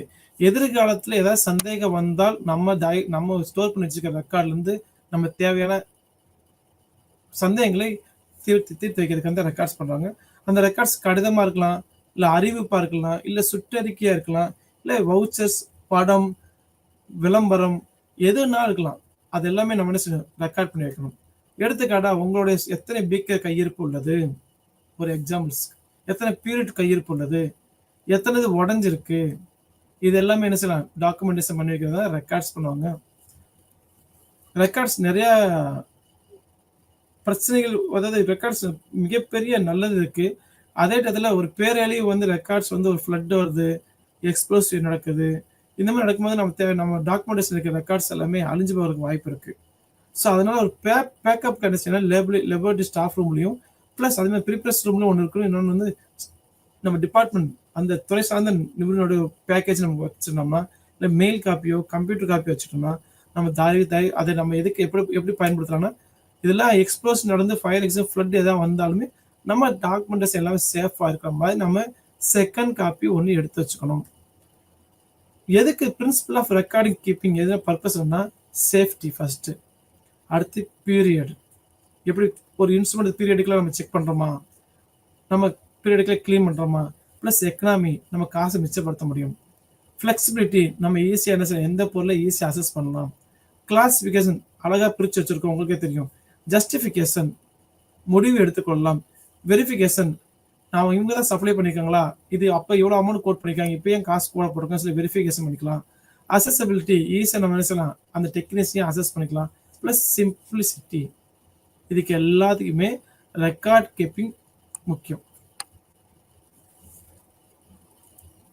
ஸோ ஸ்டாக் ரெக்கார்ட் எப்படி பயன்படுத்தலாம்னா பாருங்க, ஒரு டேபிள் காலம் போட்டிருக்காங்க, ஆர்டிகிள்ஸ் கீழே போட்டு மந்த் அண்ட் டேட், எப்போ ஸ்டாக் வந்திருக்கு, எப்போ கொள்முதல் பண்ணியிருக்கோம், கொள்முதல் பண்ண டேட் என்ன, அது எவ்வளோ வந்திருக்கு, குவான்டிட்டி என்னென்ன பர்டிகுலர்ஸ் வந்திருக்கு, பீக்கர், பீரட், பிப்பட், இந்த chemicals name, solution name, solvent name, இதெல்லாம் எவ்வளோ குவான்டிட்டி வந்திருக்கு, அதோட ரேட் என்ன, அமௌண்ட் டோட்டல் அமௌண்ட் எவ்வளோ, இஷ்யூ குவான்டிட்டி எப்போ கொடுத்துருக்காங்க, பேலன்ஸ் ஸ்டாக் நம்ம கொடுத்து போக என்ன கெமிக்கல்ஸ் நம்ம கொடுத்துருக்கோம் அதோட பேலன்ஸ் எவ்வளோ இருக்குது, ப்ளஸ் ரிமார்க்ஸ் நம்ம அடுத்த ப்ராடக்ட் தேவைப்படுமா இல்லையா சொல்லி என்ன செய்யணும் முன் குறிப்பாக இந்த டேபிள் காலத்துலேயே வந்துடும். இது ரொம்ப எல்லா ஸ்டாக் ரூம்லேயும் சரி, ப்ரிப்பரேஷன் ரூம்ல சரி, எல்லா லெபோரட்டரிக்கும் கண்டிப்பாக இது தேவைப்படும். லொக்கேஷன்ஸ் இதுதான் ரொம்ப முக்கியம். நீ பார்த்த ஃபைலிங் அண்ட் டாக்குமெண்டேஷன்ஸ் எல்லாமே மெயினாக பர்பஸாக பயன்படுத்துறது எந்த அலமாரில் எந்த இடத்துல இருக்குது, எத்தனை ஃபோல்டரில் எத்தனை ஃபைல் இருக்குது, இமீடியட்டாக சொல்லணும்னா உங்களுடைய லொக்கேஷன்ஸ் கரெக்டாக வந்து என்ன செய்யணும் சார்ட் போட்டு டேபிள் போட்டு எழுதிக்கணும், ஒவ்வொரு இண்டெக்ஸில் எழுதிக்கணும். கெமிக்கல்ஸ்னு ஒரு இண்டெக்ஷன் போட்டுக்கணும், இந்த கெமிக்கல்ஸ் இந்த ரேக்கில் இருக்குது, இவ்வளோ குவான்டிட்டி இருக்குது, அடுத்து நமக்கு தேவைப்படும் இவ்வளோ குவான்டிட்டி தேவைப்படும், நம்ம இவ்வளோ தேவைக்குள்ள பர்ச்சேஸ் பண்ணணும்னு சொல்லி லிஸ்ட் எடுத்துக்கணும். இந்த லொக்கேஷன் சொல்கிறது வந்து இந்த அலமாரியில் இந்த ஃபோல்டிங் அதை ட்ராக்ல எந்த லேபிள் பண்ணி வச்சிருக்கோம்னு சொல்லி லொக்கேஷனை கண்டிப்பாக இருக்கணும். இருப்பிடம் ரொம்ப முக்கியம். நம்ம கால விரயத்தை கட்டுப்படுத்தும், தேவையில்லாம டென்ஷனை குறைக்கும். அவசரப்பட்டு எதாவது தேடணும்னா கண்டிப்பாக கிடைக்காது. உங்களுக்கே தெரியும், ஒரு பொருளை அவசரப்பட்டு தேட அந்த பொருள் வந்து நம்ம அவசரத்துக்கு கிடைக்காது. நம்ம கொஞ்சம் போனால் போது சொல்லி ரிலாக்ஸ் ஆன பிறகு தான் அந்த பொருளோட ஃபைலிங் எங்கே நமக்கு எப்போ தேவைப்படாதோ அந்த பொருள் நம்ம கண்ணுக்கு தென்படும், நம்ம உடனே எடுப்போம். ஆனால் அந்த மாதிரி லேபிள் அப்படி இருக்க முடியாது. ஸோ இதெல்லாம் சிஸ்டமேட்டிக்காக ஃபைல் பண்ணி ரெக்கார்ட் பண்ணி வைக்கிற மூலமா வெளியிடக்கூடிய கெமிக்கல்ஸ், அடுத்து ஆல்கஹால்ஸ், இந்த மூணு, ஒன்று பாய்சன் கெமிக்கல்ஸ், எக்ஸ்ப்ளோசிவ் கெமிக்கல்ஸ், அது radio active chemicals and alcohols, இந்த மூணையும் கண்டிப்பாக நீங்கள் முறைப்படி ஸ்டாக் பண்ணியே ஆகணும். அந்த ஸ்டாக் வந்து லாக்கின் கீழே வைக்க ரொம்ப சிறப்பு. ஃபார் எக்ஸாம்பிள் பாய்சன் வச்சுக்கோங்களேன், ஒரு பொருள் வந்து ரொம்ப கெமிக்கல்ஸ் வந்து ரொம்ப பாய்சன்ஸ், அந்த பாய்சனான கெமிக்கல்ஸ் வந்து நம்ம ஒருத்தர் கொடுக்குறோம்னா எவ்வளோ கொடுக்கணும், அது எவ்வளோ பயன்படுத்தி மீதை கொடுக்குறாங்க, எந்த டேட்டில் யார் எந்த ரேக் வந்து எடுத்துருக்குன்னு சொல்லி எல்லாமே என்ன செய்யணும் குறிப்பு இருக்கணும். அந்த கெமிக்கல்ஸ் எந்த ரேக்கில் இருக்குது, இந்த ரேக் வந்து நம்ம செய்யணும் லாக்கின் கீழே ஒரு ஆள் தான் அதை வந்து மெயின்டைன் பண்ணுற மாதிரி இருக்கணும். ஏன்னா மல்டிபிள் பர்சன் வந்து அசஸ் பண்ணும்போது எவ்வளோ குவான்டிட்டி வெளியே போயிருக்கு, எவ்வளோ குவான்டிட்டி வந்திருக்கு, இதனால அவருக்கோ சமுதாயத்துக்கு எந்த தீங்கு விளைவிக்காமல் இருக்கணும். அமோனியம் நைட்ரேட், இந்த மாதிரி பேரியம் கார்பனேட், பேரியம் நைட்ரேட், சின்ன துளி வாயில பட்டா கூட போதும், ஹை டாக்ஸிக். அதனால அதை வந்து கரெக்டாக நீங்கள் மானிட்டர் பண்ணணும். அது record of use of alcohol. Alcohol சொன்னாவே ரொம்ப ரொம்ப பிரச்சனையான விஷயம். ஏன்னா விஷ சாராயம் கொடுத்து சாவு, அது மெத்தனால எத்தனால தெரியாமல் குடிச்சு இறந்துருவாங்க. விளையாட்டுத்தனமாக பண்ணுறதுனால அது மிகப்பெரிய விளைவு ஏற்படும். ஏன்னா மாணவர்கள் வயசு அப்படி. ஸோ அதனால இந்த மாதிரி ஆல்கஹால் எல்லாமே ஸ்டோர் பண்ணி வச்சிருக்க இடம்னாலும் சரி, அது எப்படி எத்தனை எம்எல் நம்ம வந்து யூஸ் பண்ணோம், அக்குமுலேட் பண்ணோம், அந்த யூஸ் பண்ணதை வந்து எப்படிலாம் நம்ம பயன்படுத்திருக்கோம், எந்தெந்த விஷயத்துக்கு பயன்படுத்திருக்கோம்னு சொல்லி பக்காவாக டாக்குமெண்டேஷன் இருக்கும். ஸோ இங்கே ஒரு எக்ஸாம்பிள் டேபிள் போட்டிருக்காங்க. டேட் வந்து 4/11/2021, 100 ml கொடுத்துருக்காங்க. எதுக்குன்னா R&D சொல்லுவாங்க, ரிசர்ச் அண்ட் டெவலப்மெண்ட் கொடுத்துருக்காங்க. குமுலேட்டிவ் அடிஷன் வந்து 100 ml, stock remaining 2.4 litre, 2.5 litre இருக்கு. அந்த 100 ml எடுத்தனா 2.4 லிட்டர் இருக்கு. ப்ளஸ் அடுத்த டேட்டு 250 ml கொடுத்துருக்காங்க, மைக்ரோ பயாலஜி லேப் கொடுத்துருக்காங்க. அக்குமுலேட்டிவ் அடிஷன் வந்து 350 ml. எவ்வளோ எம்எல் இப்போ நம்ம ஸ்டாக் இருக்குன்னா 2.15 லிட்டர்ஸ் இருக்கு. ஸோ ஒவ்வொரு அடிஷனுக்கும், அதாவது ஒவ்வொரு பயன்பாடுக்கும் நம்ம என்ன செய்யறோம், கண்டிப்பாக ஸ்டாக் ரிஜிஸ்டர் டேட் படி வச்சிருக்கணும். யாரு கொடுத்தோம், எவ்வளோ நம்ம ஸ்டாக் இருக்கு, ப்ளஸ் புது வரவு எவ்வளோ வந்திருக்கு, இதெல்லாம் ஒரு டேபிள் காலத்தையும் நம்ம என்ன செய்யணும், மானிட்டர் பண்ணிட்டே இருக்கணும், பயன்படுத்தணும். Record of breakage. ஒரு லேபிள் எடுத்துட்டோம்னா கண்டிப்பாக என்ன செய்யணும், நம்ம ஒரு பர்டிகுலர் ஸ்டாக் ரிஜிஸ்டரில் இவ்வளோ பீக்கர் இருக்குது, இவ்வளோ பிப்பெட் இருக்குது, இவ்வளோ பியூரட் இருக்குது போட்டிருப்போம். ஆனால் லெபர்ட்டில் கொடுத்து எக்ஸ்பெரிமெண்ட்டில் கொடுத்து வாங்கும்போது வந்து பையங்க என்ன கை தவறில் உடையிறதோ இல்லை ஏதோ ஒரு ரூபத்தில் பிரேக் ஆகதான் செய்யும். அந்த பிரேக் ஆனதை வந்து நோட் பண்ணுறதுக்கு பிரேக்கேஜ் புக்கு சொல்லுவாங்க. அதில் வந்து யார் இதை பயன்படுத்துகிறாங்க, அந்த தேதி, என்ன எக்ஸ்பெரிமெண்ட் பயன்படுத்துகிறாங்க, அந்த பையனுடைய பேர் என்ன, அதுக்கு பிரேக்கேஜ் சார்ஜ் எவ்வளோ சொல்லி, சார்ஜ் சொல்லலாம் இல்லையா தெரியல எனக்கு, ஆனால் வந்து சொல்லணும்னு நினச்சா சொல்லலாம். ப்ளஸ் எந்த பொருள் உடைச்சிருக்காங்க சொல்லி அவங்கள்ட்ட கவுண்டர் சைன் வாங்கிக்குவாங்க. ஸோ எந்த டேட்டில் உடைச்சிருக்காங்க, அந்த பையனுடைய டீட்டெயில்ஸ், என்ன பொருள் உடைச்சிருக்கோம், இந்த மூணையும் கண்டிப்பாக பிரேக்கேஜ் புக்கில் இருக்கும். அந்த அமௌண்ட்டு பற்றி அவங்கள்ட்ட சொல்கிறது சொல்லாதது அந்த டிபெண்ட்ஸ் அந்த டிபார்ட்மெண்ட்டை பொறுத்தது. Plus information about equipments. ஒரு நம்மகிட்ட இருக்க மின்சாரத்தினால் பயன்படக்கூடிய எந்த எக்யூப்மெண்ட்னாலும் சரி, அந்த மின்சாரத்தில் பயன்படுத்த இயக்கக்கூடிய எல்லா இன்ஸ்ட்ருமெண்ட்டும் ஒரு ஷார்ட்கட் மெத்தட் எப்படி ஆப்ரேட் பண்ணுறது, கண்டிப்பாக நான் லாஸ்ட் கிளாஸ் சொன்ன மாதிரி ஒரு ஃப்ளோ சார்ட் இருக்கும், ஷார்ட்கட் கீ, இப்படி ரெக்கார்டு, இதர பதிவுகள் சொல்லுவாங்க. நம்ம பார்த்தது எல்லாமே ஃபைல்ஸ் ரெக்கார்டு எல்லாமே பார்த்தாச்சு. இதையும் தாண்டி ஒரு சில விஷயங்கள் இருக்கு ரெக்கார்ட்ஸ் பண்ண வேண்டியது. அது விபத்துக்கானதாக இருக்கலாம், இல்லை மித்ததில் சேர்க்காம சட்டப்பூர்வ தேவைகள், பரிந்துரைகளுக்கான இணக்கம் எழுதப்பட்ட அறிக்கை, விபத்து அறிக்கை, இது எல்லாமே இது அடுத்து இதை நம்ம வந்து லிஸ்ட்டை சேர்க்க முடியாது. ஏன்னா விபத்து நடக்கும்னு சொல்லி உறுதியாக சொல்ல முடியாது. விபத்து நடந்தால் இது எழுதி வச்சுக்கலாம். சட்டப்பூர்வமாக யார்கிட்ட போய் அதை கம்ப்ளைண்ட் பண்ணுறது, இதெல்லாம் நீங்கள் என்ன செய்யணும், அந்த அடிஷ்னல் ரெக்கார்ட்ஸில் என்ன செய்யணும், பதிஞ்சு வச்சுக்கணும். Orders and accounts. திரும்பி சொன்ன ஆர்டர்ஸ், நம்ம இந்த கெமிக்கலில் ஒரு இன்ஸ்ட்ருமெண்ட் வாங்க போகிறோம்னா, மைக்ரோஸ்கோப்பி வச்சுக்கலாம் வாங்க போகிறோம்னா, அது எப்போ நம்ம ஆர்டர் பண்ணோம், எந்த தேதி, அந்த ஆர்டர் நம்பர், சப்ளையர் யாரு, எப்போ அதுக்குடைய செலவு என்ன, எப்போ அதை வந்து நம்ம ரீப்ளேஸ் பண்ண போகிறோம், இந்த விஷயங்கள் கண்டிப்பாக தேவை. இதை எதுவும் சரி பண்ணால் நம்ம செலவினங்களை கண்காணிக்க முடியும்.